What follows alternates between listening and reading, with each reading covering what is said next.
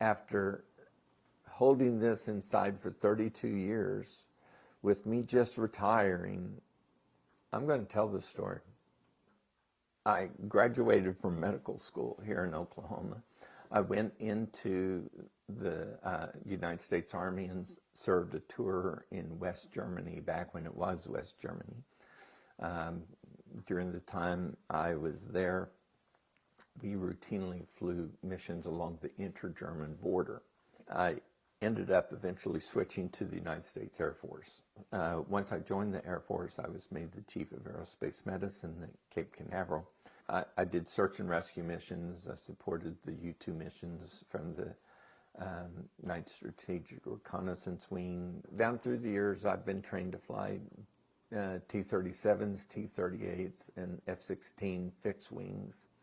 But I've also flown UH-1 Hueys, OH-58s, AH-1 Cobras. I actually deployed on missions to various nations around the world, but those missions I can't discuss because of some of the other things I've done in the military.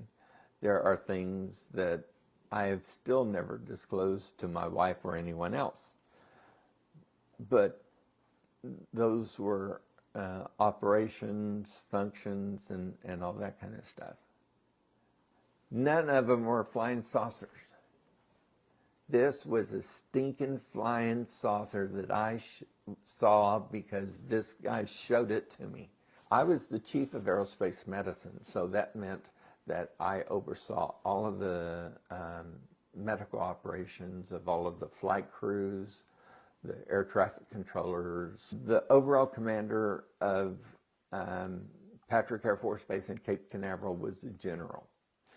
Under that general was a colonel who was responsible for all of the medical operations, surgeries, all that sort of stuff. But the person that was under him to deal with all space flight, aircraft flight, all of those things was me. I had to oversee the medical aspects of all of the launch operations at Cape Canaveral. In 1992, I believe it was a day, probably in April or May. That day I had decided I would go up to the Cape and spend time, because most of the time I was in the flight surgeon's office back at Patrick Air Force Base. I had to oversee what the contractors were doing to make sure that they were doing it in a safe manner. So I had driven up to the Cape. I met a sort of tour guide because even though I had classification, you don't get into some of these areas without a certified guide. So he took me to 3 or 4 places, and so the last one was going to be whatever was going on in this building. So we went into the building. I think maybe once I'd been in on it through the previous years. And so we had to come into a bay and then into a prep area.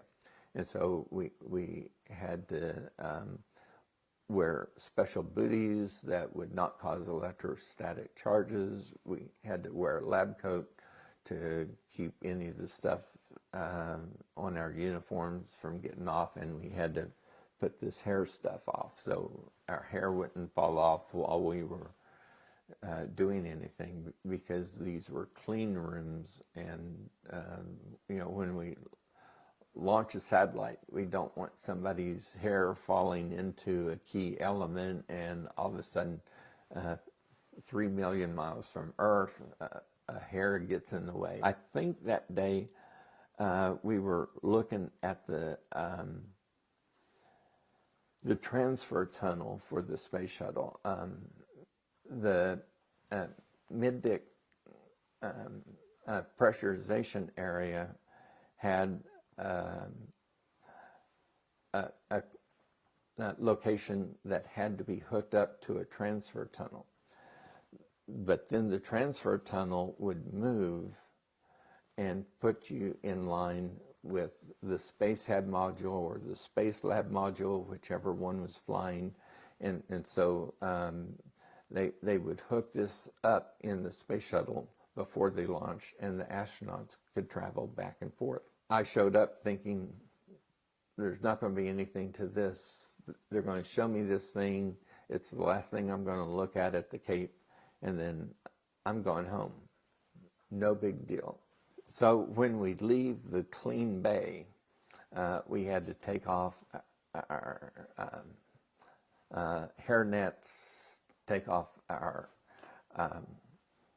lab coats, take off our booties, and then we can leave. Well, he did that all the time, so man, boom, he was out of there. So I was being slow in doing mine, so I was maybe a minute behind him. I step out to the corridor, and I think, I'm just walking to the front. I'm getting into my car, and I'm going back to Patrick. But here's this major that's sitting there, and it's like he's lying wait for me. And he says, "Hey, Doc, I got something to show you. It'll knock your socks off." So, well, okay. You know, he was not an impressive specimen. I don't mean to be demeaning, but he impressed me as sort of a wimpy guy. Well, anyway, he wants to show me something, so I go inside the door. As soon as I go in the door, he shuts it. He locks it. He closes all of the louvers on the door and on the window looking out into the hallway. So I'm thinking, what on earth is this guy doing? So he then sits down at the computer console, turns it on, turns on the screen, and he's sitting there doing stuff, and it's taking several minutes. So I said, do I really need to be here for this? You know, and he says, yeah, you got to see this. So all of a sudden, up on the screen comes this closed circuit television feed. It looked like an absolutely normal flight area. I was flying with the 41st Air Rescue Squadron. If you showed the hangar with my helicopter in it, it would have looked just like that, except it's not my helicopter. This thing's a flying saucer. Now then, I look at this thing, and my mind is going crazy. A flying saucer? Are you kidding me? I would estimate that it was about 20 feet wide, probably 8 to 10 feet tall, and then it had the shallow dome on top of it. There were two guys to the bottom left, and they had on lab coats. Made me think that they're engineers. There were three guys over on the right side. I think one of them just about even, and then two up in the right side. They reminded me of technicians, because technicians were the ones who hook up the hoses, work with the gases, all this sort of stuff. And they were covered head to foot with what I would now call Tyvek suits. So they look like they're the technician types. I think I could hear people walking, maybe just like barely mumbling what they were saying, and then there was like a warning klaxon that went off, and it made this loud noise, and it's like a warning. Okay, we're beginning operations, and so everybody's scattered. I'm sitting there watching this for a few minutes, and all of a sudden I hear and see these things that look like electromagnetic charges coming off around this vehicle. But there's there's no devices from which they're emanating. You know, on the space shuttle, the reaction control system, you can see the jets that they're going to use for maneuvering in space. There was nothing on this flying saucer. There were no antennas. There were no flight control surfaces. Everything was very smooth and blended. I saw no rivets, no seams, nothing. It was just like if you could sort of modify an egg into this shape, that's what it looked like. There was a little area on top which had a stick coming out. You know, I have no idea what was in this, but at the top of it were umbilical hoses. Like if you were putting electricity, if you were feeding gases into it or whatever, there were 2 or 3 hoses coming down to this rod that went down into the dome that went in to the craft. So all of a sudden it just lifted up as smooth as could be. If I wasn't watching, I wouldn't have even noticed that it had moved. Once it got up maybe 3 feet above the concrete surface, it rotated completely around clockwise, 1 revolution. Then it revolved counterclockwise, 1 revolution.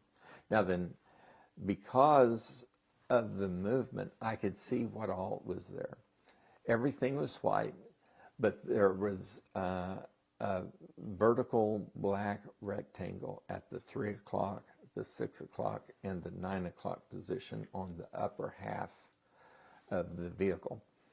At the beam, there were 4 horizontal rectangles. One was from the 12:30 to 2:30 position. One was from the 3:30 to 5:30 position. One was around the other side from the 6:30 to 8:30 position. And then one was from the 9:30 to 11:30 position. I could not see the ones on the other side, but as it rotated, I could see what those were.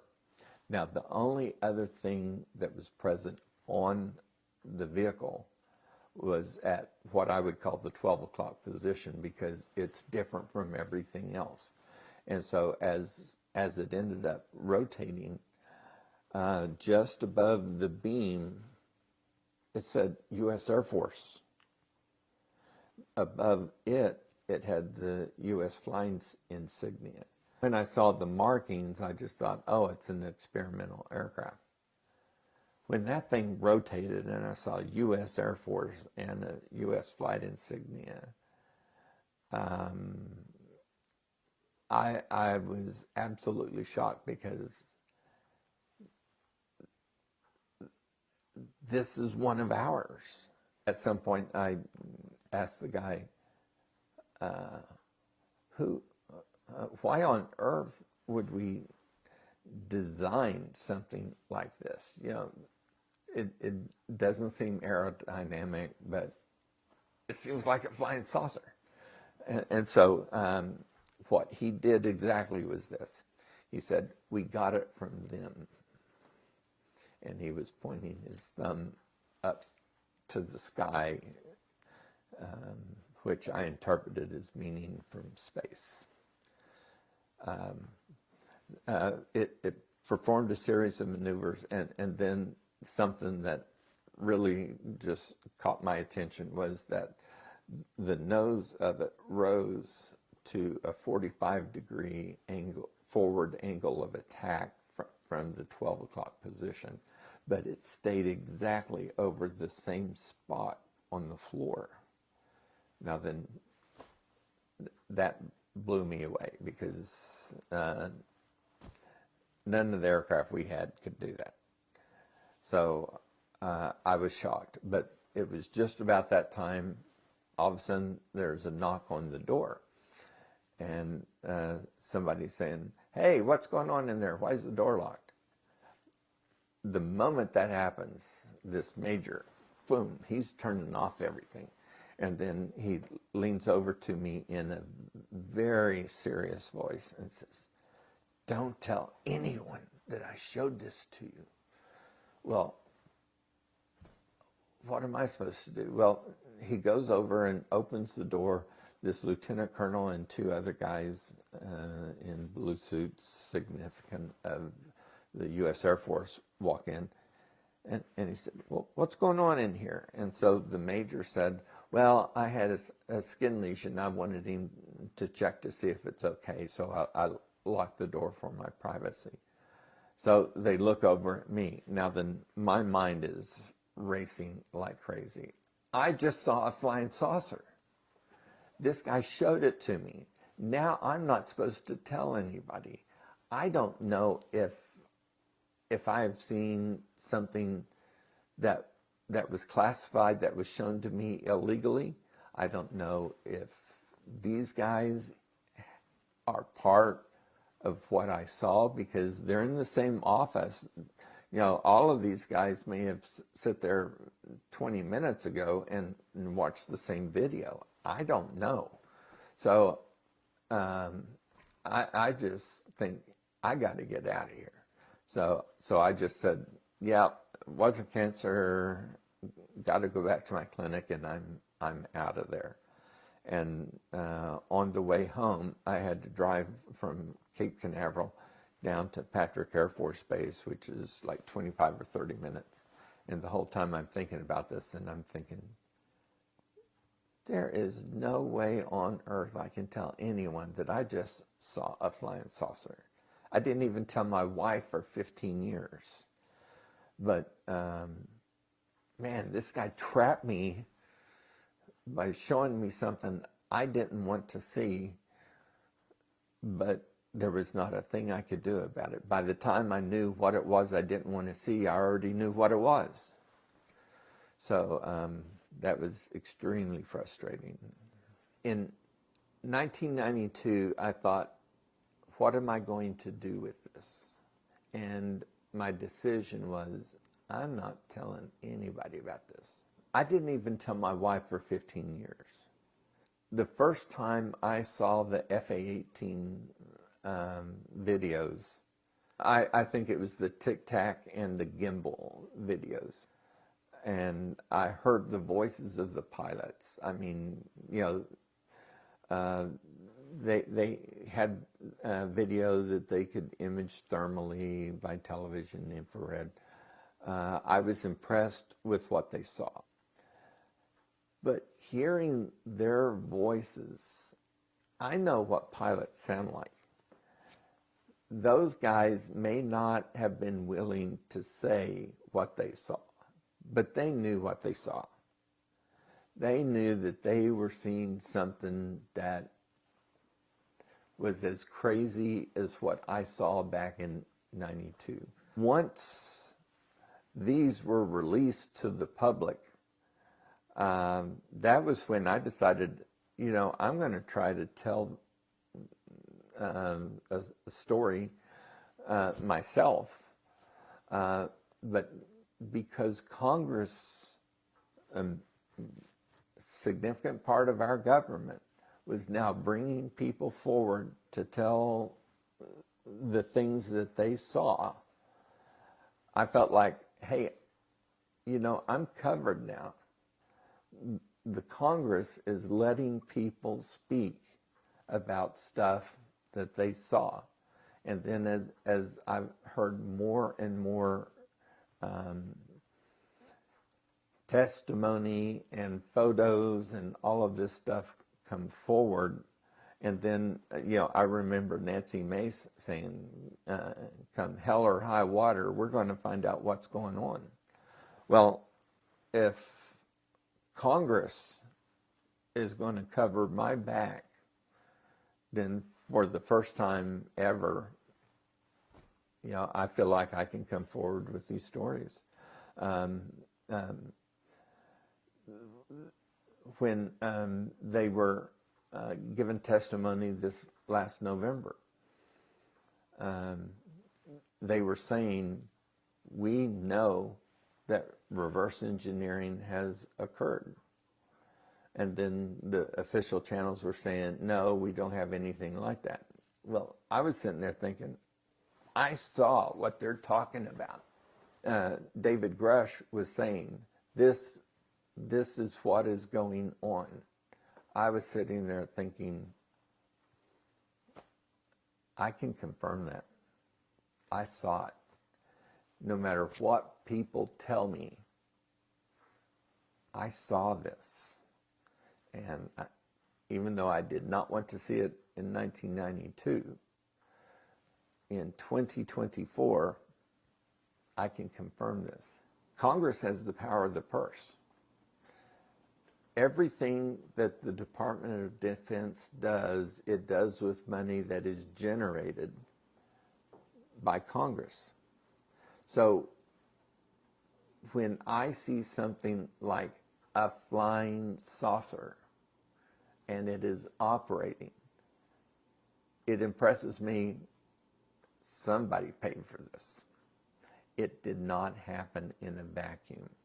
Somebody came up with the money. Who on earth approved the spending of the money for the design? Who spent the money for the prototype? Now that I'm seeing this prototype fly, is there somebody that's already made a deal within the Department of Defense? We're going to make these things. Well, if we're going to make these things, they're spending Department of Defense dollars. They owe it to Congress to say, here's what we're doing.